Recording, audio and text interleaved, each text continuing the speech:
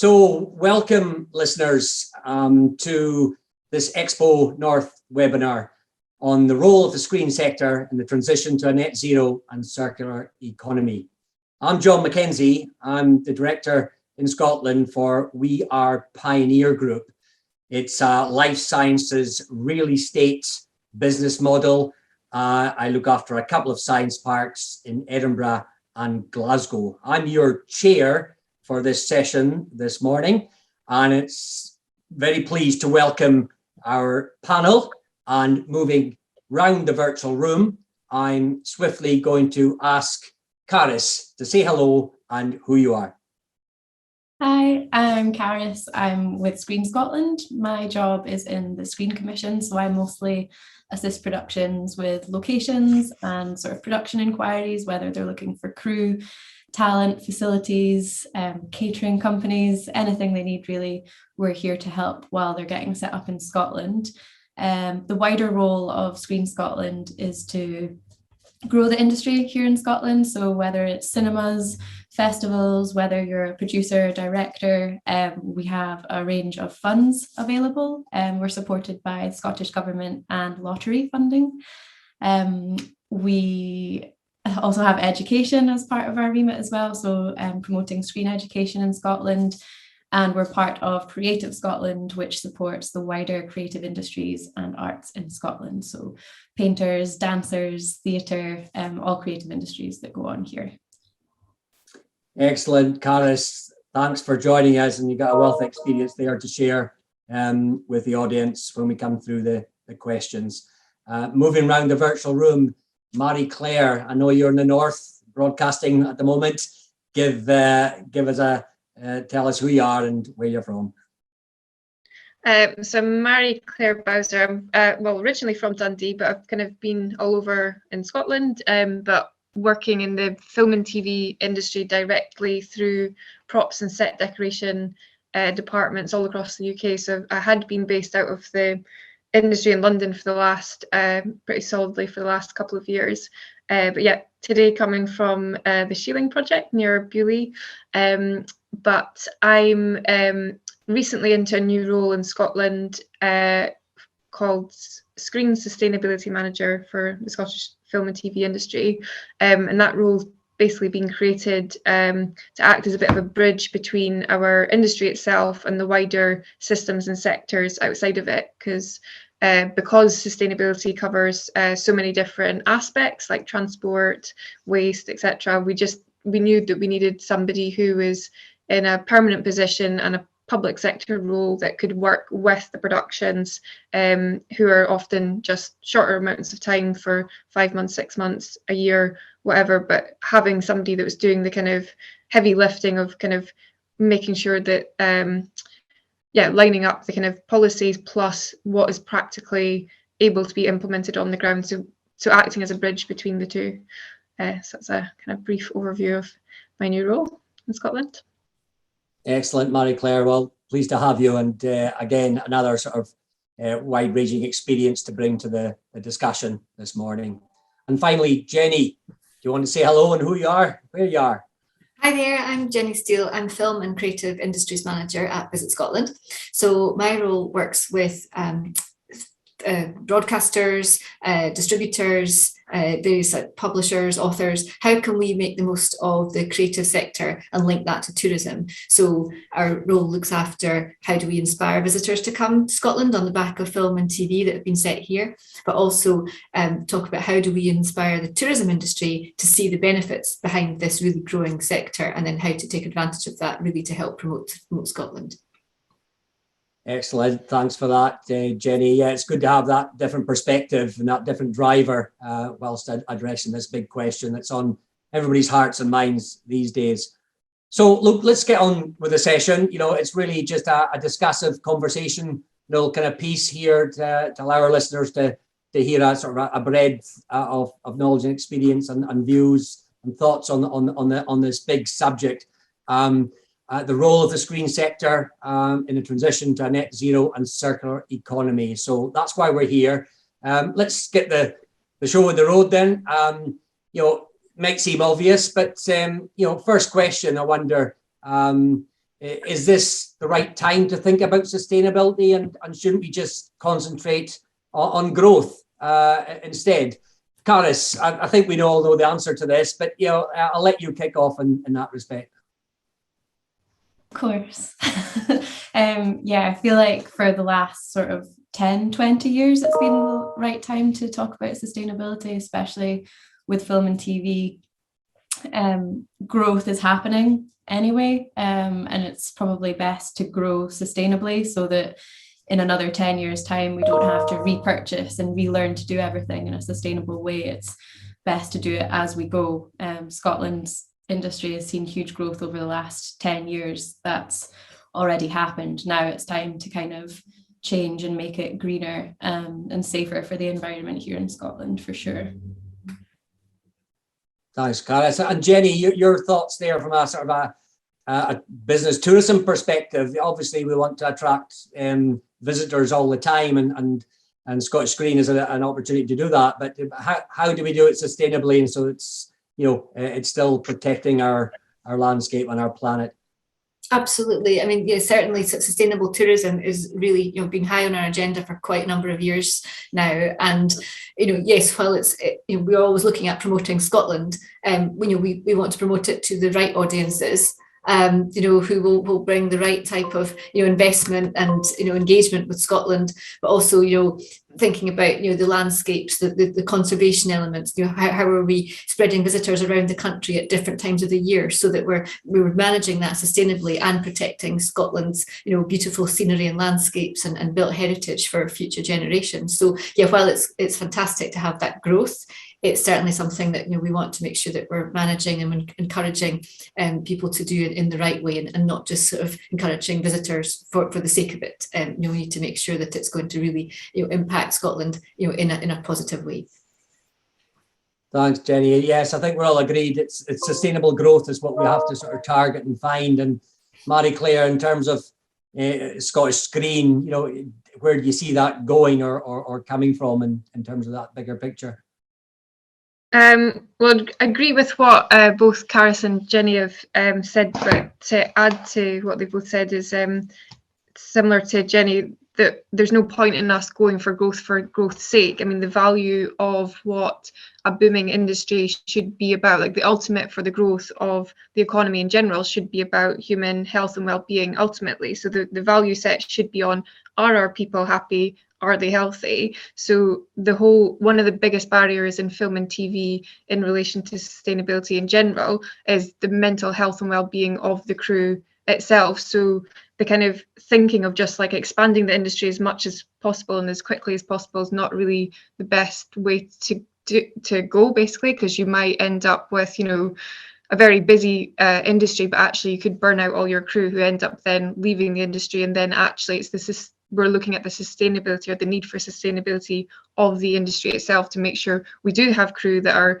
enjoying their jobs, they're happy to stay in the industry, and they're skilled, and it's a creative and fulfilling job to do. So it's not just about the sustainability of the industry and its impacts on the environment, it's also about the sustainability of our industry. So Caris said at the start, the growth aspect of it's actually happening anyway, because we have tax breaks in the UK. I believe we've actually got a bigger industry across the UK than even LA does anymore because of our tax breaks. So this boom, it was happening pre-pandemic. It's been boosted because of the pandemic. So more people are inside and watching more content, as well as the backlog of productions that didn't happen during the pandemic. So the boom and the growth is happening to us, but we need to harness that to make the most of the kind of incoming production, but actually kind of translate that to something that actually is productive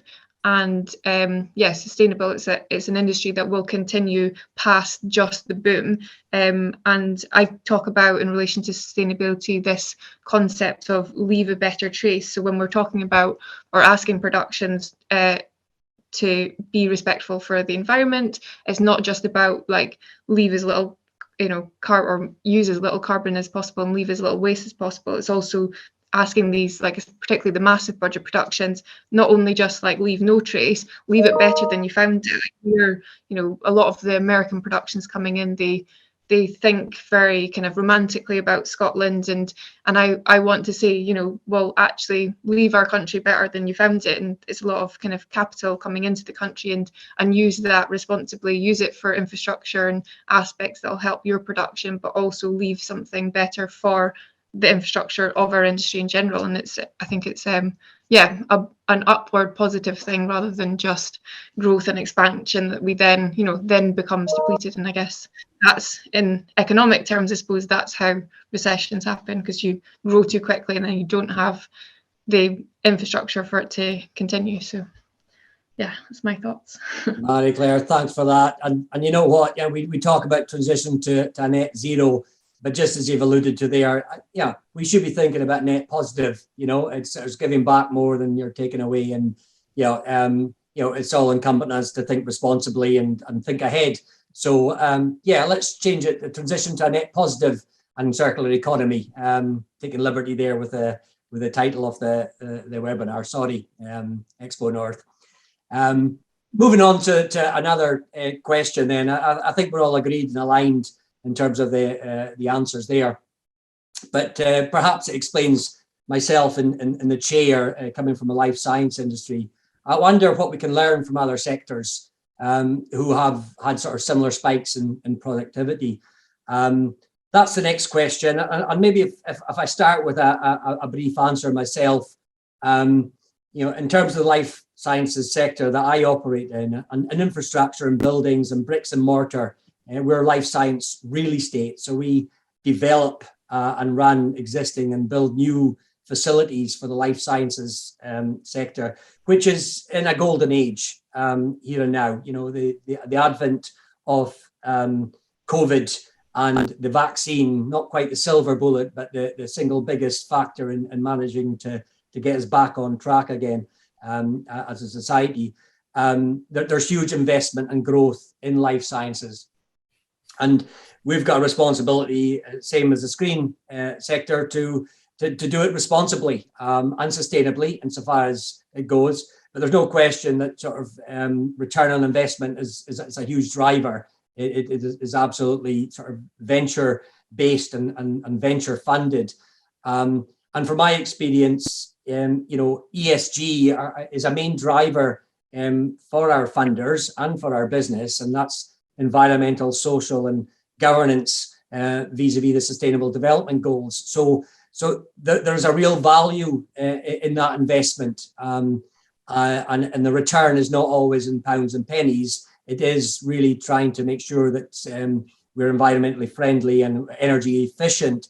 And I can imagine, you know, for us on science parks, our infrastructure, we could look at, you know, solar panels to help in terms of renewable energy, and we can think of wind as well as another way of sort of capturing the energy. And case in point, for one of the sites I look after, BioCity Glasgow, we're reviewing currently, you know, what savings we can make in terms of energy and efficiency, which is, yes, pounds and penny, but it does sort of help our environmental footprint, not least. But we're looking at replacing windows. Okay, so the old adage, nothing terribly new, it's gone on in the past, but I suppose we're bringing that sort of activity forward and accelerating it, because it has an impact, and the sooner we do it, the better off we're all going to be. So there's an example, you know, of in the day job, you know, what we do in terms of transitioning to a sort of a net zero society. And if I start again with yourself, Mairi Claire, on that one, from Scottish Screen's perspective, have you any observations or what you can see from other sectors that might lend itself well to the screen sector? I don't know if I have specific examples of where other sectors have done things that we could take inspiration from. And I suppose this is the thing with net zero in total, that well, I do end up in other kind of industries conferences. So I've been recently to like EV, electric vehicle and EV infrastructure kind of conferences, and also have been in events with or conferences with the event sector as well. As a couple of examples, I also did like an agroecology course recently, so that was about looking at the agriculture industry specifically, but something I noticed when going into these other spaces in the other sectors, that all of them are faced with mammoth challenges that I suppose in some ways that we've known about for 40 plus years, but all of these sectors are suddenly realizing, oh, actually we're really going to have to change very rapidly and have a lot of change very rapidly.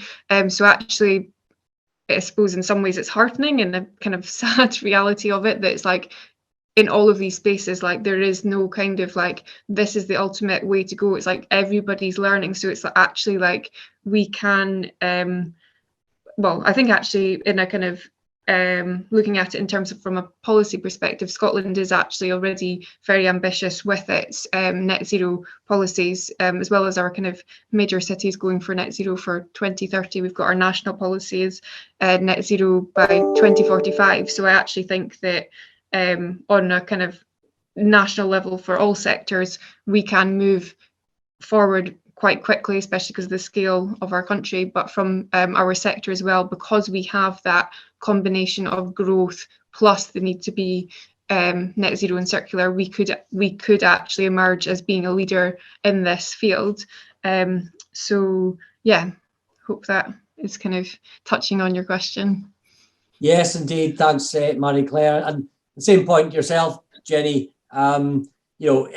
Obviously Visit Scotland looks at all sort of sectors, and we can't and shouldn't operate in silos anymore. And sometimes something that's very obvious and basic to one is less so to another sector. I mean, in your sense, have you seen or observed anything that we could pass on to Scottish Screen? Well, I think there's some fantastic work being done by a number of different regions and tourism businesses across the country, and you have been doing for some time, and really looking at that sort of sustainable, responsible approach.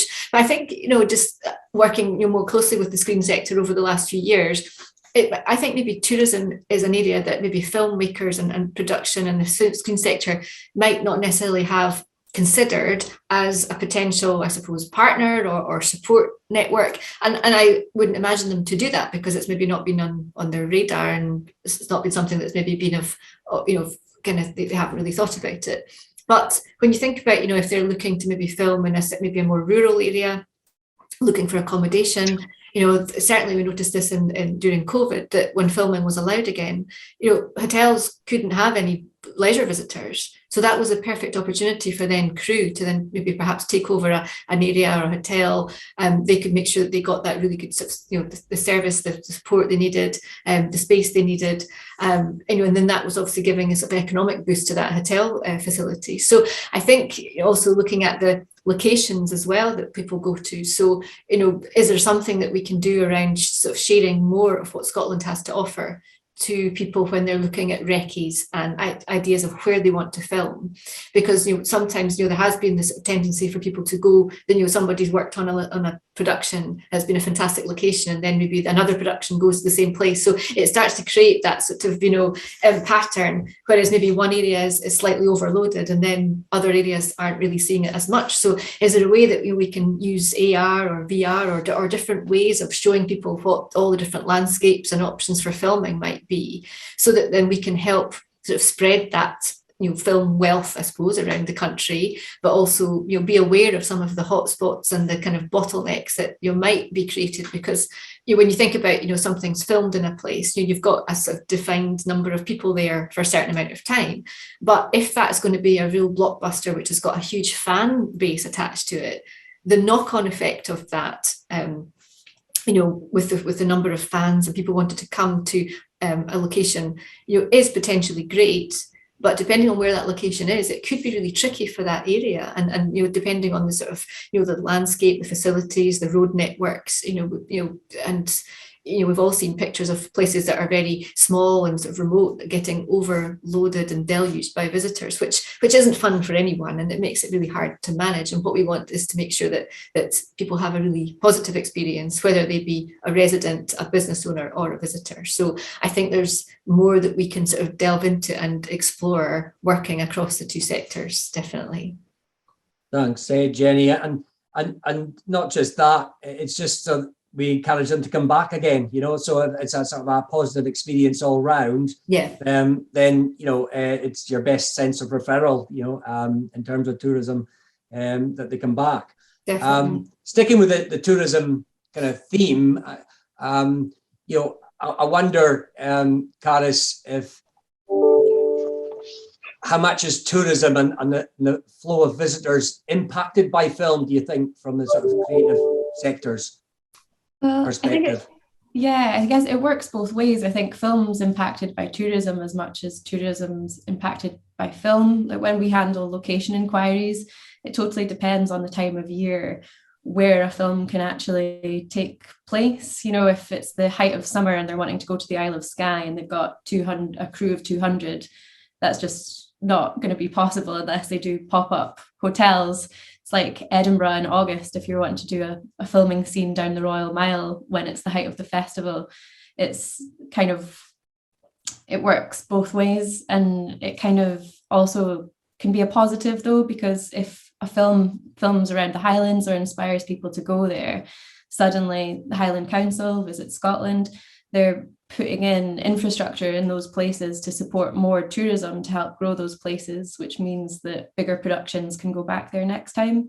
So I feel like we kind of feed one another as industries. And although, if something does film at a location that becomes really famous, I'm sure Jenny's got some good examples that it can attract so many people from all over the world, but it can come with positives and negatives, I guess.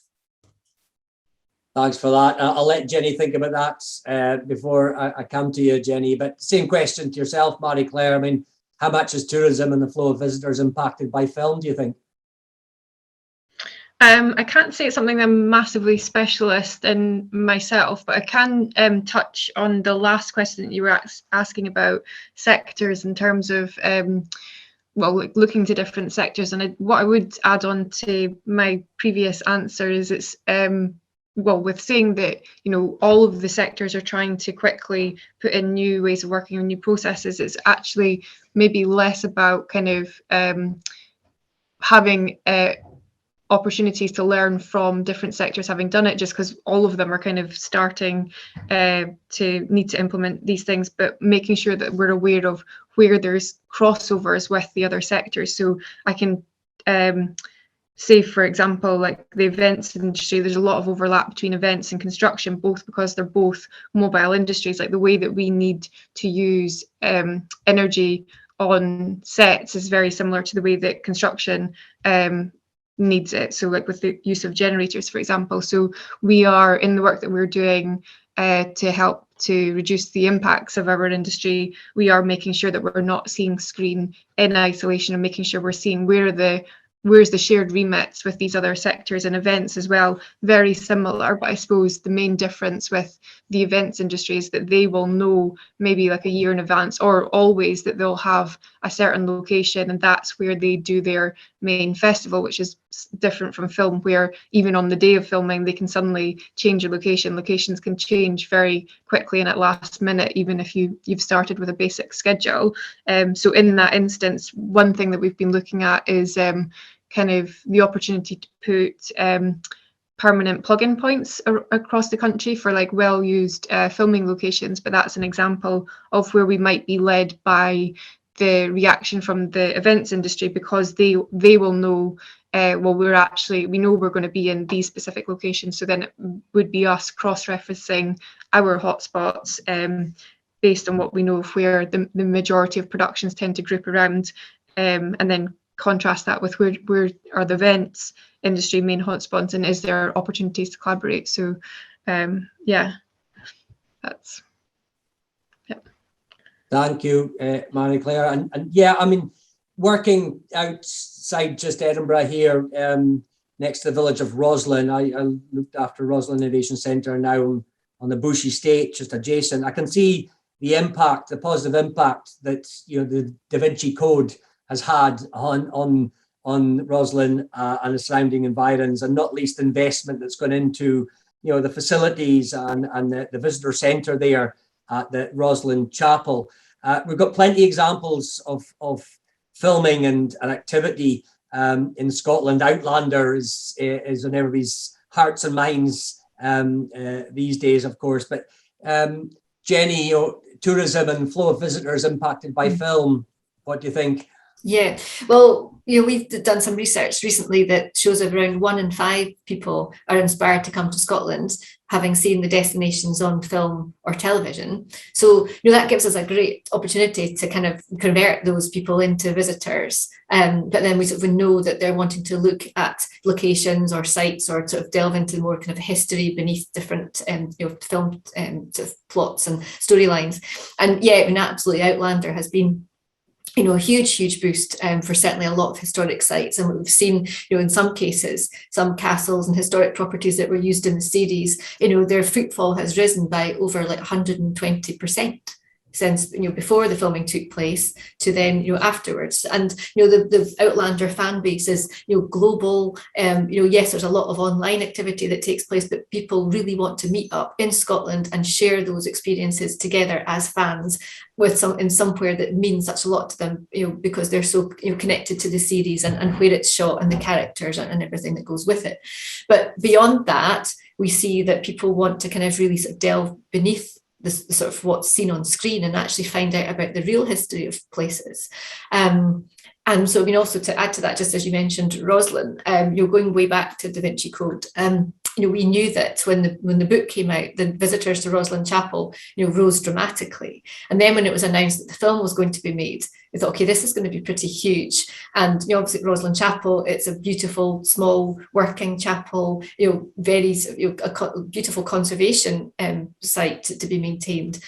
So how is that going to cope with these coachloads and hundreds of thousands of visitors? So we worked really closely with the Chapel Trust to think, well, how is this going to be managed? Because these people will come anyway, whether you really want them to, or whether we promote them, it will happen. So it's like, how do we make that experience really great for everyone, and that you benefit from that? And what we didn't want to do was make sure that we were just promoting Roslin Chapel as the film location and creating sort of too many visitors for them to cope with. So what we did was devise a whole sort of promotional partnership with Sony and different partners to think about all the kind of myths and legends about Scotland, of course, which it's really well known for, to really spread those visitors around the country to different places, obviously using Roslin and Da Vinci as the hook, but thinking about where else could people go if they're interested in that sort of topic. So it helped us create more of an experience and more product for visitors to see, but also to make sure that the pressure wasn't solely on Roslin. But I think one of the real benefits that's come out of people filming at historic locations like Roslin Chapel is that the money that has been generated from people visiting has all gone back into the Chapel Trust, to the conservation. So now the roof repairs are complete. They've enhanced the cafe, the visitor facilities. It's a fantastic site to visit, whether you're going there for Da Vinci Code or whether you would like to go there for just historical or religious reasons.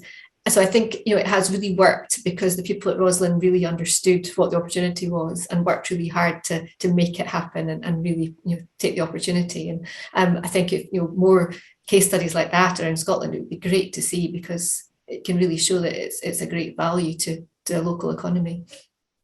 Excellent, thanks, Jenni. I mean, I don't want to sort of labour Roslin too much, but certainly from our perspective, go back 5-6 years when we were developing Roslin Innovation Centre. It was a bricks and mortar coming out of the ground, and it's a home now to 30 businesses. But in building the brand, we certainly piggybacked on Roslin.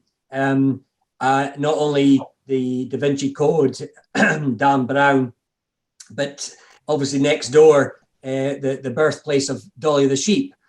So these things resonate with people the world over. And if you've got people in taxi drivers in Australia talking about Dolly the sheep, Rosslyn Chapel, Da Vinci Code, and Rosslyn Innovation Centre, all of a sudden you've got a world brand there. So it's really powerful leverage to bring people here, and yes, for business, but also just to put Scotland and tourism and Scottish screen, on the map. So it works well from many levels. I wonder, Caris, in terms of comparison to that other industry, how impactful do you think that the screen sector is on the environment? Therefore, given that we've got this attraction and this story to tell, is it positive or negative, or how do we find a balance here in terms of the environmental impact?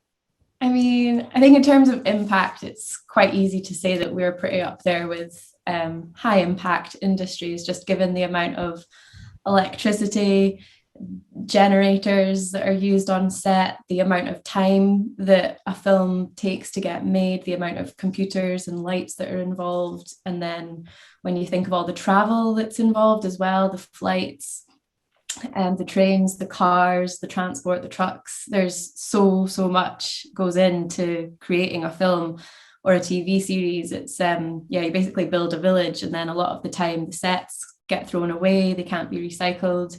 It's an incredibly impactful industry in the terms of the production. But then if you think beyond that, you've then got the post-production, all the edits, the festivals that come with making films, and the consumption of them. When people go to the cinemas, how are they getting there? How do the cinemas run? Are they impactful on the environment? What kind of electricity are they using? And then just if you're watching TV, are you binging it for 6 hours after work? What's your electricity supply at home? It kind of trickles even after the film's been made. And I guess it impacts on other industries as well. When you think of the likes of, one screening at Cannes Film Festival will then impact the fashion industry. Everyone's wanting to wear the same things as the actors that are there. The magazine sales go up because people are wanting to know about it. The impacts that screen has impact pretty much everything else. We cross over fashion, music, production. We're an incredibly impactful industry, but I think with that we have kind of more power than other industries. If you go to the theatre, you can't rewatch it afterwards. If you're going to a live music festival, you can maybe watch it on YouTube a little bit afterwards. There'll maybe be DVD sales, or there used to be. But with screen, we kind of have the power to keep reaching people again and again, and kind of gain more engagement from people, I think, than a lot of the other industries do. I think as a arts industry, we're kind of the most accessible and probably the most engaged with from the general public. So I think with that, although we are impactful on the environment, I think it's kind of up to us to encourage others to be more sustainable. And I think like the messaging that you can put into films and people watching celebrities, that kind of thing, I think there's a lot that the screen sector can do to impact society in general that other arts industries don't have, and other industries in general. I think people find us the most interesting. So I think if we start to put in sustainable practices and do things well, I think we have more influence to kind of reduce that, but also overall as a society and our culture, we have the kind of power to reduce the impact in general. Excellent, thanks for that. Actually, I'm guilty. I've just finished binge viewing Peaky Blinders, and I never really thought about the energy impact that has for watching it so intensely, but it's part of the screen experience that it can offer that. Same question to yourself, Mairi Claire, that, how impactful do you think the screen sector is on the environment in your experience? I would agree with what Caris was saying about like the role of the screen sector to inspire and influence, and again similar to what Caris was saying about our storytelling, our format of storytelling is about mostly human-centered experiences, and for me that is what the point of sustainability is. It's not just the reason we're trying to protect the environment is basically to make sure that we're able to continue to live on the planet in the future, and that the quality of life is as good as it could be because we've been resourceful with the resources that we've got. So Yeah, so I mean, when I've been in these other sectors like transport, events, and agriculture as examples, the one thing that keeps coming up, like I'm hearing these sectors say, we want to work with these principles. They're still figuring out kind of how do they do that exactly in the same way that we are in Screen, but the one thing that I keep hearing these other sectors say in each of the different spaces I'm going into is we need to communicate this, and this is something that these are stories that need to be told, and we need to help inspire other people to come with us. And I'm sitting there thinking, like, normally somebody that's kind of quite different to the rest of the people I'm with in those spaces because they're from that specific sector, but I'm sitting there thinking, okay, we are the culture people, like we are the ones that are telling the stories. How can we do that in Scotland, and how can we both be responsible with the stories that we're telling from Scotland, so the actual productions that we're making here, but also how can we help tell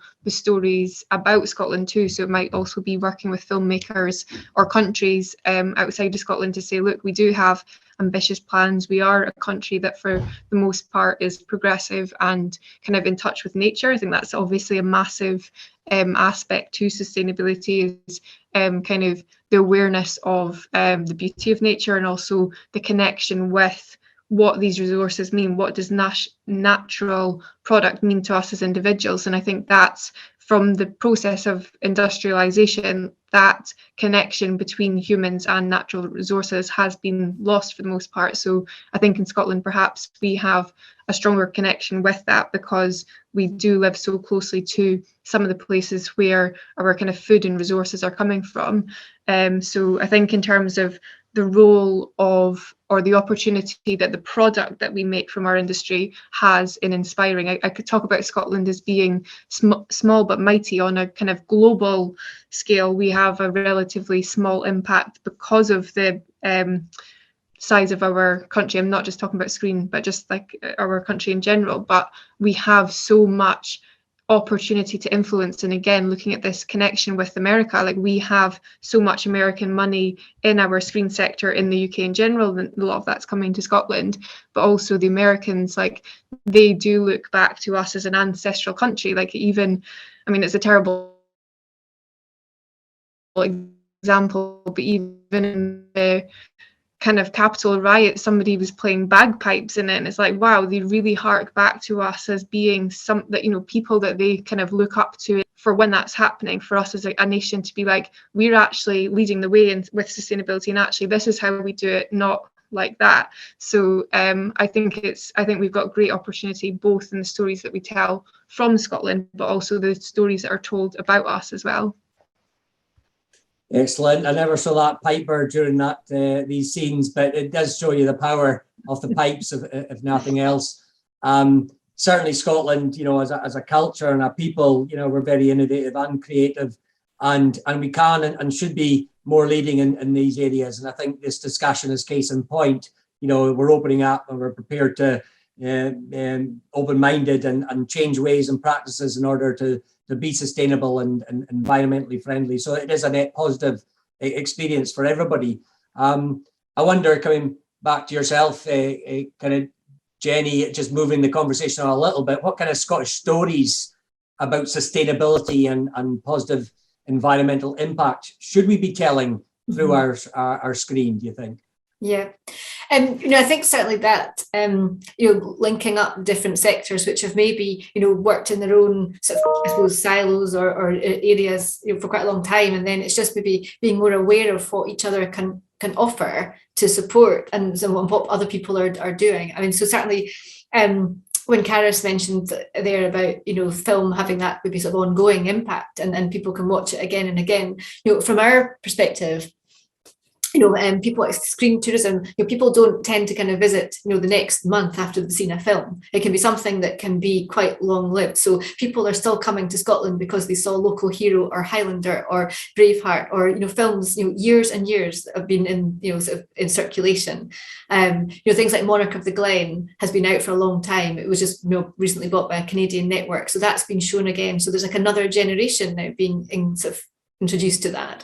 So these sorts of things have quite a long shelf life, which is brilliant because, you know, it gives us that sort of engagement right throughout different sort of generations. But when you were saying about you know, that sort of things like sets and props and everything just being disposed of.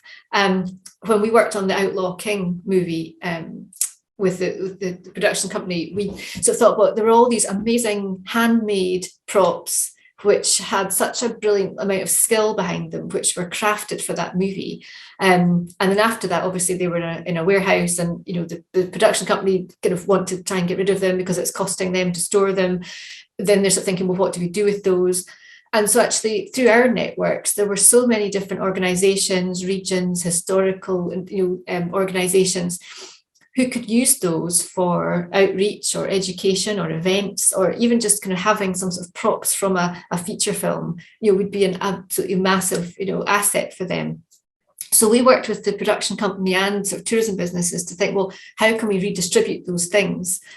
So many different tourism businesses ended up going off with weapons and severed limbs and all those different sort of lovely things that you find in the props department from a historical movie. But they can use those for years to come for talking about the real Robert the Bruce, the history, the film locations. So that sort of thing must be going on all over the place in terms of those props just being kind of potentially thrown away.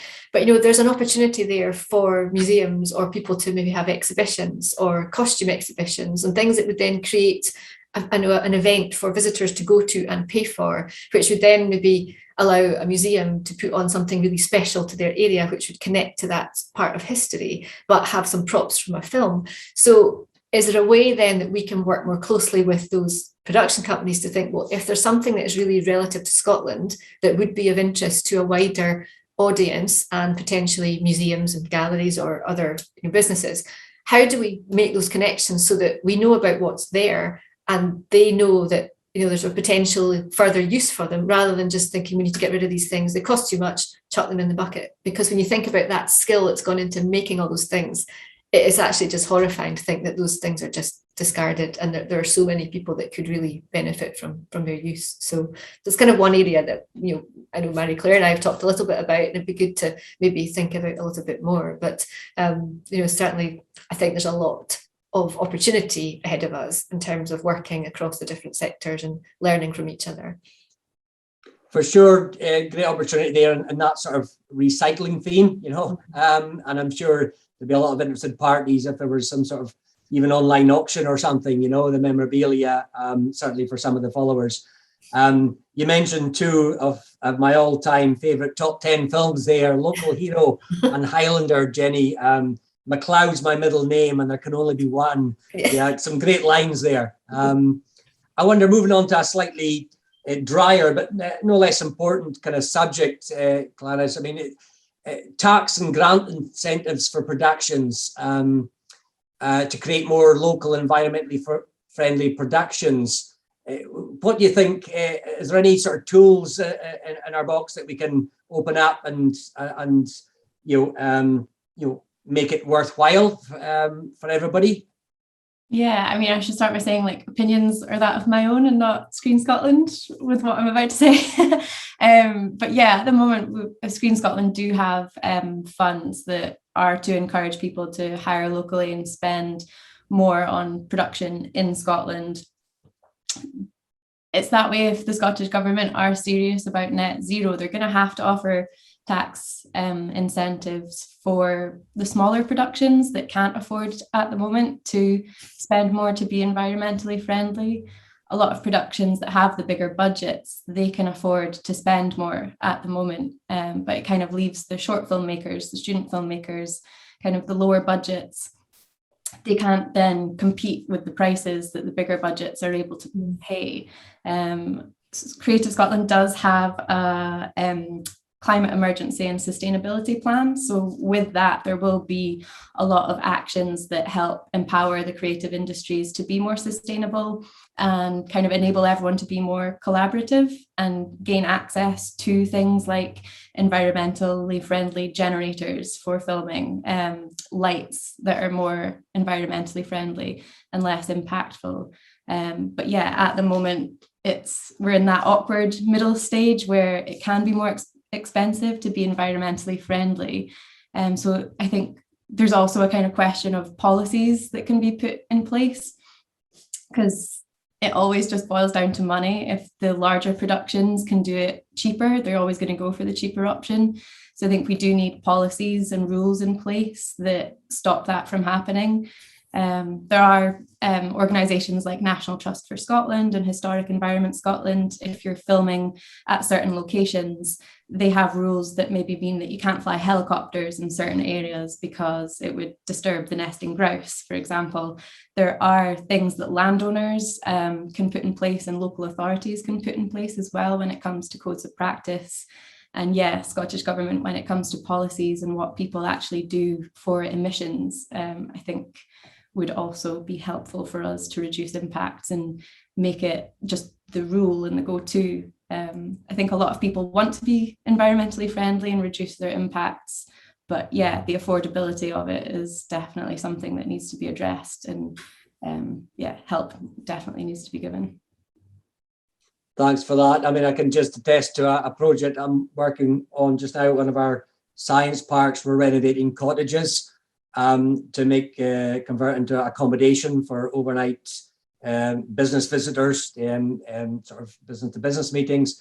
In so doing, we've uncovered bats in the roof, and of course we're having to take measures to mitigate against losing them. And so it's quite interesting to see all the checks and balances that we have to put in place, and obviously there's a cost to it, but it's something we're prepared to do in order to rehouse the bats, and so in an environmentally and sustainable way. So it's their planet as well as ours. So certainly there's examples of that currently. I wonder, Mairi Claire, have you any great ideas for a special tax or grant incentive scheme that you would welcome from the Scottish Government to enable better working practices in Scotland? I think one of the things I've been thinking a lot about recently is we've got a new role in Scotland called the Environmental Coordinator. So that's existed on the big productions down south for quite a long time, because that's where they've traditionally housed the massive major motion picture productions, because they had the studio space there. But we're with the growth of our sector and with the new some of the new studios that we've got First Stage in Edinburgh and Pioneer Studios in Glasgow, which are two of the kind of bigger studios that we've just got within the last couple of years who are able to host these bigger productions. We've since had our first environmental coordinator just this year. So one thing I'm aware of is the need for these productions to have those people on the ground. So my role is very much like the bridge between the industry itself and the wider system. So like working with policymakers, etc., and that kind of like heavy lifting that people on the ground, the crew on the ground don't necessarily have the time to, or the kind of consistency of implementing kind of these kind of policy or infrastructural things but as well as that role that's working as the bridge, I think it is really important that we have on each production this environmental coordinator role. It might be like above a certain budget of production or something like that, but I think it should be something that we're asking. It might be something that potentially at some point becomes mandatory. Maybe actually the film studios, as in the production company studios, they might actually make that mandatory themselves. Some of the big companies are further ahead with that than others, but at some point it might be something that the government kind of mandates. But if they did, like Caris is saying, there will be that's more affordable to some productions than others. So if there was a legitimate barrier purely on the finances of having somebody in that role on the production, then that's where we could potentially look to public sector funding to help productions to employ that person who's directly on the production, kind of coordinating the flows of materials in and out of production, and also with the kind of carbon calculating side of things as well. So that's definitely one area in terms of incentives. And again, similar to what Caris said, I work very closely with ScreenScotland, and we've had quite a few conversations around their film funds and kind of implementing different environmental criteria onto the film funds. But it's something that's it's very iterative in terms of figuring out what is what is radical and what's enough, what are we aiming for, but also what is actually able to be implemented. So we've kind of already started on that journey, but yeah, figuring out the right time to apply that to the criterias themselves. It's kind of that Thanks, question Mairi Claire. of Some nice ways and means there. Jenni, anything from Visit Scotland? Have you anything tax or grant incentives in the pipeline that we are looking to see maybe? Well, it's probably not the area that we would sort of fund, if you like, because certainly ScreenScotland and sort of do government funding. That's another organisation that would cover that. But from sort of tourism perspective, there has been in the past and sort of ongoing. There's a rural tourism infrastructure fund, which and it's not just linked to Screen. It can be for lots of things. But this is something which we operates via the government, and it's really to help areas where there is maybe an increase in visitor numbers or footfall, to then maybe help sort of puts in more, say, car parking or different visitor facilities. So, for example, a couple of film-related ones were the Falkland village was seeing a lot of people coming because of Outlander. It's quite a small village with limited parking, so some of that fund was used to create additional car parking facilities. Similarly, over at the Glenfinnan Viaduct, obviously connected to the Harry Potter movie, is really popular. There previously wasn't really anywhere for visitors to go, and sort of if they wanted just to get a lovely shot of the steam train going over the viaduct, it was quite hard for people to then find somewhere safe and suitable to park and to do that. So part of that, the infrastructure fund has helped fund a car park. And similarly over at Doon Castle, which is another famous one for films, notably Monty Python and Outlaw King and Outlander.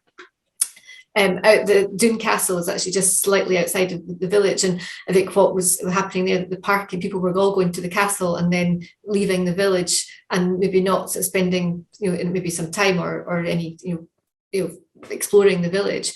So some of the impact really on them was only around parking, and they weren't really seeing the benefits. So some of that has then created a pathway between the castle and the village centre, so that people can actually then go and explore the village, have something to eat, buy a coffee, buy some gifts. So actually everybody sees a bit more of a benefit, and it takes the pressure off a certain area. So these funds are really, really important to make sure that when you have that knock-on effect from the filming, that there is actually something there. And certainly the rural fund is not just for film, it's for any type of tourism project that qualifies. But there have in the past been a few examples which have been related to film, so it's good to see that happening.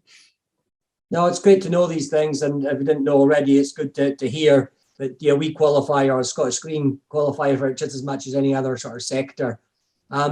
Conscious of time, our hours is near up, and maybe a final question that sort of transcends all the sort of the topics we've sort of discussed amongst ourselves. And but who do you think, Caris, is doing this well, that we should look at and learn more from, and take it into the screen sector?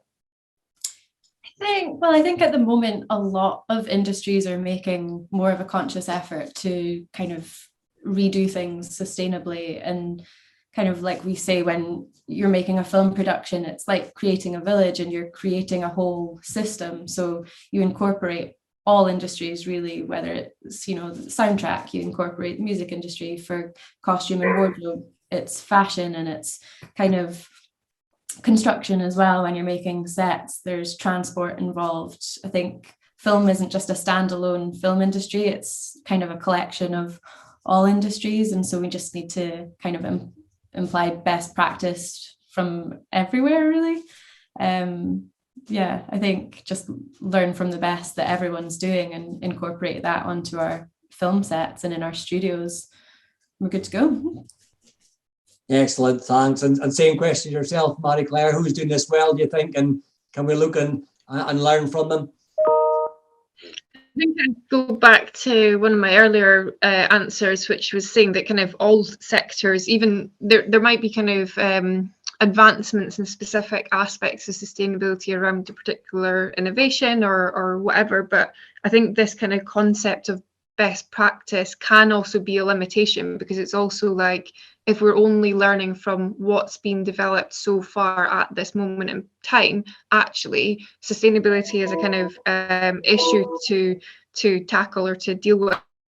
Like, it should have started to be implemented literally 40 years ago. So actually the movements that have happened so far have already not happened quickly enough. So actually I don't just see it as like, or I think we shouldn't just be looking at where there are examples of things having been done. It's like, how can we lead with this? Because actually I think this is what our opportunity is in Scotland. We are a relatively small country, but we also have progressive legislation. So actually we have the potential to change our industry very quickly and to bring other industries and screen sector specifically with us. We've also got the opportunity to help develop new technologies within our industry as well. And again, that kind of influence of culture and storytelling about even just that process. I think the screen industry and the Scottish screen industry has a great opportunity to lead the way with it. Yeah, I agree. I mean, just the conversation, it's quite inspiring, and what's out there and what we do and what we can do. And, you know, when you start listing all the productions that have emanated from Scotland, you know, it's quite an impressive list, and it resonates with lots of viewers of these pieces. Final word, Jenni, on the same question then, you know, who is doing this well and that we can look at and learn from, do you think?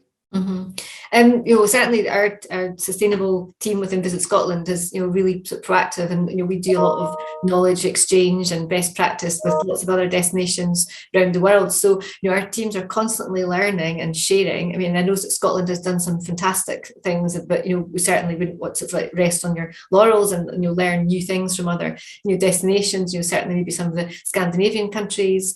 You know, so I think, you know, while we are really happy to share what we've learned with different sectors within Scotland, you know, we're very focused on learning, you know, new things as well, and making sure that we're passing that knowledge on to other sectors in Scotland. Because I know that, so certainly, you know, green tourism, and, you know, we've had a green tourism, you know, scheme and lots of different things around for many years, and encouraging tourism businesses to be kind of greener and more sustainable. I think that, you know, there's a bit more of a national effort now. I mean, certainly after, you know, during COVID, when we saw all the sort of, you know, how the landscape was being treated by some people, you know, people camping and leaving, you know, the kind of the country in a real mess, that really kind of harnessed a real desire from a lot of the different nature organisations and the government, Visit Scotland, different agencies, to really get together and think, well, how do we combat this? How do we kind of make sure that people are being really responsible about Scotland?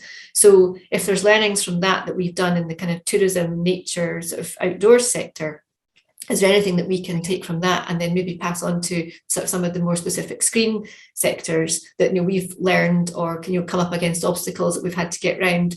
Because I think some of the challenges might be very similar. It's just a different audience that you're trying to target. So I think there's probably quite a lot of learnings collectively, you know, that we can share. So I think this is a really good starting point for some great conversations.